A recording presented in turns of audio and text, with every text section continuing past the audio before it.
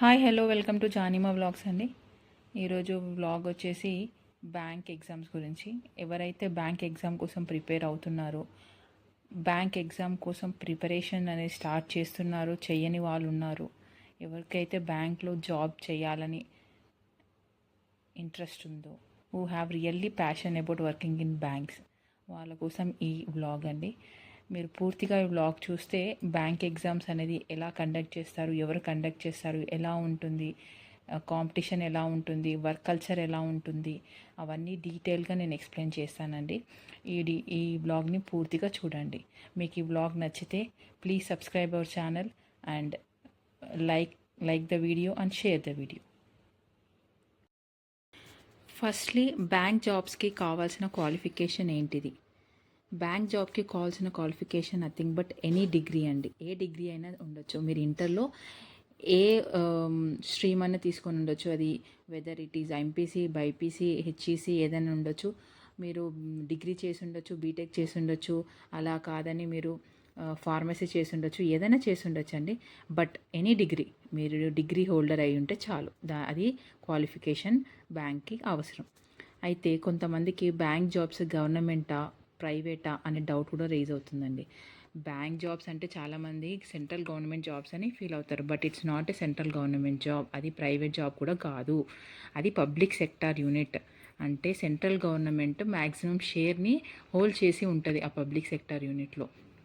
Central government జాబ్స్కి ఉండే allowances, pay scales అవన్నీ పబ్లిక్ సెక్టార్ యూనిట్కి వర్తించవు. దీని పే సెక్టార్ అనేది డిఫరెంట్ ఉంటుంది. బైపార్టెడ్ సెటిల్మెంట్ ద్వారా 5 yearsకి ఒకసారి పే స్కేల్ అనేది చేంజ్ అవుతూ ఉంటుంది. బ్యాంక్ జాబ్స్ ఎవరు కండక్ట్ చేస్తారు అంటే IBPS, institute of banking personal selection అనే సంస్థ ఈ బ్యాంక్ ఎగ్జామ్స్ని కండక్ట్ చేస్తుంది. బ్యాంక్ ఎగ్జామ్స్ రిటర్న్ ఎగ్జామ్సా లేకపోతే కంప్యూటర్ బేస్డ్ ఎగ్జామ్సా అని చాలా మెంబర్స్కి డౌట్ ఉంటుందండి. బ్యాంక్ ఎగ్జామ్ అనేది కంప్యూటర్ బేస్డ్ ఎగ్జామ్, సిబిటి. ఈ వీడియోలో మీకు బ్యాంక్ ఎగ్జామ్స్ గురించి ప్రతి ఒక్క చిన్న డౌట్ని కూడా నేను క్లియర్గా చెప్తానండి.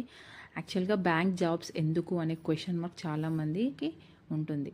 బ్యాంక్ జాబ్స్ ఎందుకు అంటే ఎవ్రీ ఇయర్ నోటిఫికేషన్ ఉంటుందండి. ఏ government jobs every year notification ఇస్తుందండి? 4-5 yearsకి నోటిఫికేషన్ అనేది వస్తుంది. కొన్ని స్టేట్ గవర్నమెంట్స్కి అయితే చాలా లేట్గా వస్తుంది నోటిఫికేషన్. అవి రిజల్ట్స్ వచ్చి రిక్రూట్మెంట్ అయ్యి మనం జాబ్కి వెళ్ళే వరకు మన ఏజ్ అనేది పాస్ ఆన్ అయిపోతూ ఉంటుంది. బట్ ఐబీపీఎస్ ఎగ్జామ్స్ అంటే బ్యాంక్ ఎగ్జామ్స్ అలా కాదు. ఎవ్రీ ఇయర్ నోటిఫికేషన్ ఉంటుంది అండ్ ఆ ఇయరే రిక్రూట్మెంట్ కూడా జరిగిపోతుంది. వితిన్ 6 monthsలో మీరు జాబ్కి అప్లై చేయడం, ఎగ్జామ్ రాయడం అండ్ మీరు జాబ్లో జాయిన్ అవ్వడం కూడా జరిగిపోతుంది. అండ్ ఇది పిఎస్యు పబ్లిక్ సెక్టార్ యూనిట్ కాబట్టి మీకు జాబ్ గ్యారంటీ కూడా ఉంటుంది. సెకండ్, జాబ్ సెక్యూరిటీ అంటే పిఎస్యు కాబట్టి జాబ్ సెక్యూరిటీ ఉంటుంది. గుడ్ శాలరీ, మీకు బయట ఎలా అయితే సాఫ్ట్వేర్ జాబ్స్కి ఉన్న శాలరీ ఉంటుందో అంతే శాలరీ కూడా పే చేస్తూ ఉంటారు. అండ్ ఎలవెన్సెస్ కూడా ఉంటుంది మీకు. అండ్ సొసైటీలో రెస్పెక్ట్ ఉంటుంది అండ్ మీరు జాబ్ చేస్తున్న సాటిస్ఫాక్షన్ మీకు ఉంటుంది. నెక్స్ట్, బ్యాంక్స్లో ఎటువంటి రిక్రూట్మెంట్ ఉంటుందో చూద్దాం. First RBI, reserve bank of India ఉంటుంది, state bank of India and IBPS. అయితే ఈ ఎస్బీఐ అనేది కూడా పబ్లిక్ సెక్టార్ యూనిటే, బట్ అది మాత్రం సపరేట్ నోటిఫికేషన్ ఉంటుందండి. మిగతా పబ్లిక్ సెక్టార్ యూనిట్స్కి అన్నిటికీ కలిపి ఐబీపీఎస్ కండక్ట్ చేస్తుంది అనమాట ఎగ్జామ్. అయితే ఈ ఆర్బీఐలో 2 types ఆఫ్ జాబ్స్ ఉంటుంది, అసిస్టెంట్ అండ్ గ్రేడ్ బి. ఇప్పుడు ప్రస్తుతానికైతే ఆర్బీఐ నోటిఫికేషన్ లేదు కాబట్టి మనం ఎప్పుడైతే ఆర్బీఐ నోటిఫికేషన్ వస్తుందో అప్పుడు దీని గురించి మాట్లాడుకుందాం. ఎస్బీఐ కూడా ప్రస్తుతానికి నోటిఫికేషన్ లేదు. ఎస్బీఐలో కూడా పీఓ అండ్ క్లర్క్. ఇప్పుడు ప్రస్తుతానికి క్లర్క్ అనట్లేదండి, సిఎస్ఏ, ఆ పోస్ట్ని కాస్త సిఎస్ఏగా మార్చేశారు. పీఓ అంటే స్కేల్ 1 ఆఫీసర్ అనమాట. ఈ 2 type ఆఫ్ రిక్రూట్మెంట్ ఎస్బీఐలో ఉంటుంది. అండ్ స్పెషల్ ఆఫీసర్స్ కూడా ఉంటారండి, అది సపరేట్ రిక్రూట్మెంట్. అది మీ ఏమంటారు, డిగ్రీలో మీ బీటెక్ ఆర్ సంథింగ్ మీరు చేసిన స్పెషలైజేషన్ ఉంటుంది కదా మీ ఎడ్యుకేషన్లో, దాని బేస్డ్ మీద ఎగ్జామ్ ఉంటుందన్నమాట. అది కూడా మనం సపరేట్ వీడియోలో డిస్కస్ చేస్తాము. ప్రస్తుతానికైతే ఇప్పుడు ఐబీపీఎస్ 15 నోటిఫికేషన్ అనేది రిలీజ్ కాబోతుందండి. వాటి గురించి అయితే మనము తెలుసుకుందాం. ఈ ఐబీపీఎస్లో మనకు 4 టైప్స్ ఆఫ్ ఉంటాయండి ఎగ్జామ్స్. ఒకటి ఐబీపీఎస్ క్లర్క్ అంటే సిఎస్సి, ఐబీపీఎస్ పీఓ అంటే స్కేల్ 1 ఆఫీసర్. నెక్స్ట్ ఆర్ఆర్బీలో కూడా 2 టైప్స్. ఆర్ఆర్బీ అంటే రీజనల్ రూరల్ బ్యాంక్స్ అనమాట. ప్రతి స్టేట్కి సపరేట్ రీజనల్ రూరల్ బ్యాంక్స్ ఉంటుంది. వాటిలో వేకెన్సీస్ కూడా ఈ ఐబీపీఎస్ రిక్రూట్ చేస్తుంది అనమాట. దాంట్లో కూడా ఆర్ఆర్బీ పీఓ అండ్ క్లర్క్. వీటన్నిటికీ బేసిక్గా మినిమం ఏజ్ 18 ఉంటుందండి. Maximum 28 or 30 depend on a PO or clerk, అంతే ఆ రేంజ్లో ఉంటుంది. మిగతాది relaxation depends upon the caste, దాని మీద రిలాక్సేషన్ ఏజ్ అనేది ఉంటుంది.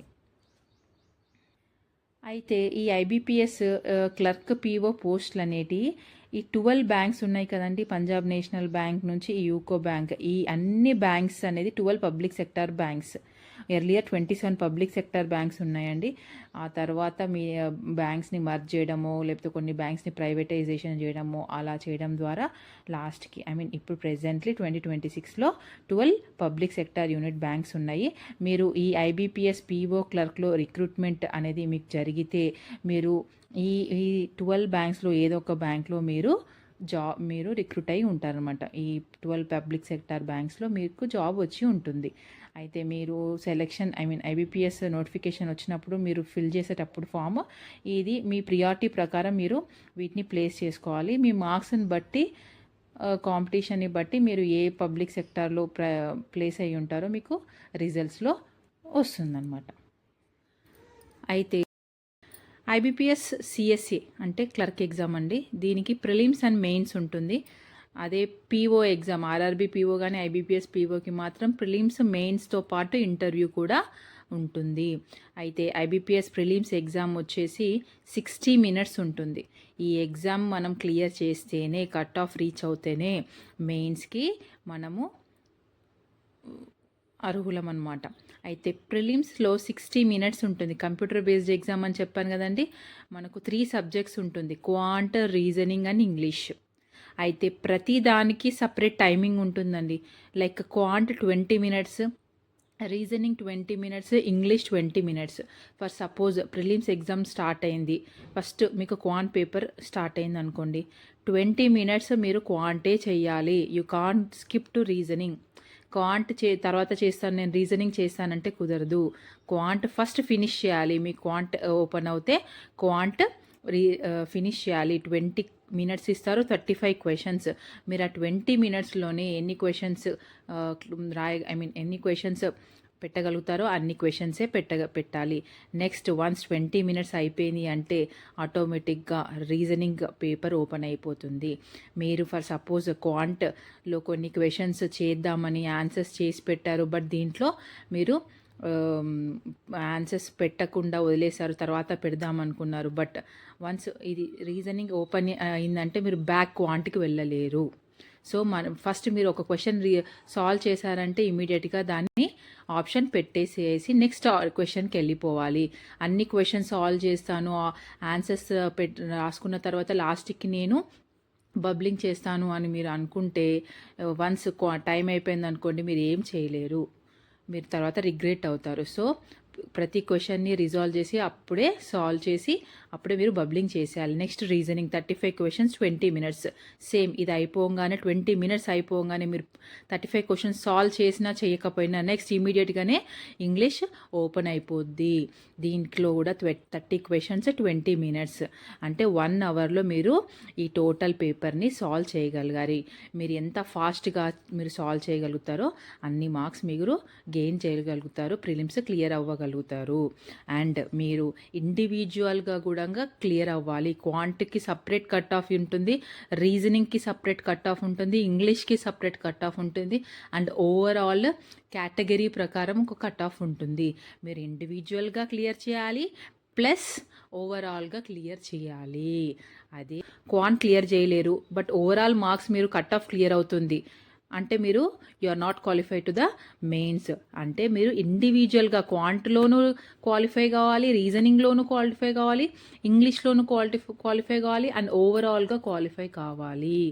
అదే అండి ఈ బ్యాంక్ ఎగ్జామ్ యొక్క టఫ్నెస్ అనమాట. అండ్ వన్స్ మీరు ప్రిలిమ్స్ క్లియర్ అయితే నెక్స్ట్ మీకు మెయిన్స్ ఎగ్జామ్ ఉంటుంది. మెయిన్స్లో same 3 subjects quant, reasoning, English plus extra వచ్చేసి కరెంట్ అఫైర్స్ ఉంటుంది. దీంట్లో కూడా మీకు ఇండివిజువల్ టైమింగ్స్ ఉంటుంది, ప్లస్ ఇండివిజువల్గా క్వశ్చన్స్ ఉంటాయి. దీంట్లో కూడా క్వాంట్ తర్వాత రీజనింగ్ తర్వాత ఇంగ్లీష్ తర్వాత కరెంట్ అఫైర్స్, అట్లా ఒకదాని తర్వాత ఒకటి సాల్వ్ చేయాలి. మీరు స్కిప్ చేసి నేను క్వాంట్ చేస్తాను లేదు నేను రీజనింగ్కి వెళ్ళిపోతాను అలా ఉండదన్నమాట. కంప్యూటర్లో మీకు ఫస్ట్ ఏ పేపర్ ఓపెన్ అవుతుందో ఆ పేపర్ సాల్వ్ చేయాలి, నెక్స్ట్ ఏ పేపర్ ఓపెన్ అవుతుందో ఆ పేపర్ సాల్వ్ చేయాలి ఉన్న టైంలో. ఇక్కడ చూస్తే మీరు క్వాంట్లో 35 క్వశ్చన్స్ బట్ 50 మార్క్స్. 35 క్వశ్చన్సే కానీ 50 మార్క్స్ ఎలా అని మీకు డౌట్ ఉండొచ్చు. ఇక్కడ level of category of question అనేది మారుద్ది.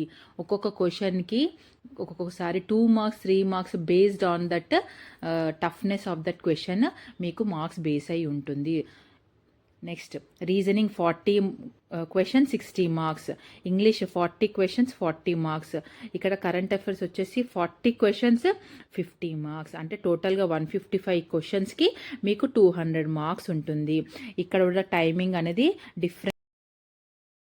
బ్యాంకింగ్లో నెగిటివ్ మార్కింగ్ ఉంటుందండి. ఇష్టం వచ్చినట్టు ప్రతి ఒక్క క్వశ్చన్ని బబుల్ చేసేస్తే నాకు మార్క్స్ వస్తాయి అనుకోవద్దు. మీరు డెఫినెట్గా అక్యురసీ ఉంటుంది కంపల్సరీగా. నాకు ఆ క్వశ్చన్ వచ్చు 99.9% నాకు ఆ క్వశ్చన్ వచ్చు, నేను సాల్వ్ చేశాను, కరెక్ట్ ఆన్సర్ అని మీకు అనిపిస్తేనే మీరు బబుల్ చేయండి. అనవసరంగా మీరు రాకున్నా కానీ బబుల్ చేశారనుకో నెగిటివ్ మార్కింగ్ అనేది ఉంటుంది. మీకు వచ్చిన మార్క్స్లో నెగిటివ్ అనేది తీసేస్తారనమాట. ఒకవేళ మీరు అక్యురసీగా పెడితే కూడా దానికి ప్లస్ పాయింట్స్ అడిషనల్ పాయింట్స్ కూడా ఉంటుంది. ఒక్కొక్కసారి మీరు మార్క్స్ చూస్తే ఒకసారి చూడండి ఎప్పుడన్నా. ఫర్ సపోజ్ రీజనింగ్కి 30కి 35 మార్క్స్ అనుకోండి, మీరు అక్యురసీ ఉంటే ఒక్కొక్కసారి 36 మార్క్స్ కూడా ఇస్తారు. It depends upon your accuracy.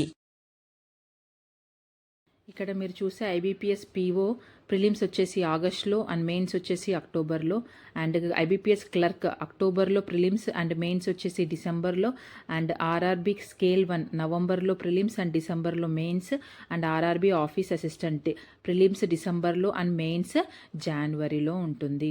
ఇక్కడ మీరు జస్ట్ 4 సబ్జెక్ట్స్ మీద నాలెడ్జ్ గెయిన్ చేస్తే ఇన్ని ఎగ్జామ్స్ మీరు క్లియర్ చేయొచ్చు. అండ్ మీకు డౌట్ ఉంటుంది, ప్రిలిమ్స్ ఇన్ని షిఫ్ట్స్లో ఉంటుంది కదా, ఇన్ని డేస్ ఉంటుంది కదా, ప్రతి ఒక్కరికి సేమ్ పేపర్ వస్తుందా అంటే నో.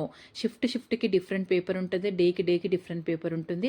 అండ్ నార్మలైజేషన్ మెథడ్ ద్వారా ఇక్కడ కట్ ఆఫ్ అనేది డిక్లేర్ చేస్తారు. షిఫ్ట్కి మీకు టఫ్ వచ్చింది, నెక్స్ట్ షిఫ్ట్ ఈజీ వచ్చింది అని మీరు బాధపడాల్సిన అవసరం లేదు.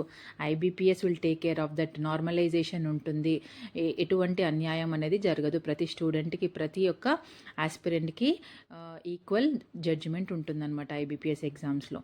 అండ్ ఫర్ సపోజ్ మీరు ఈ ఇయర్ ఐబీపీఎస్ పీఓ క్లియర్ మెయిన్స్కి 180 మార్క్స్ కట్ ఆఫ్ అనుకోండి, 179.5 వచ్చింది మీకు, బట్ మీరు ఈ ఇయర్ క్లియర్ కాలేదు. But don't disappoint.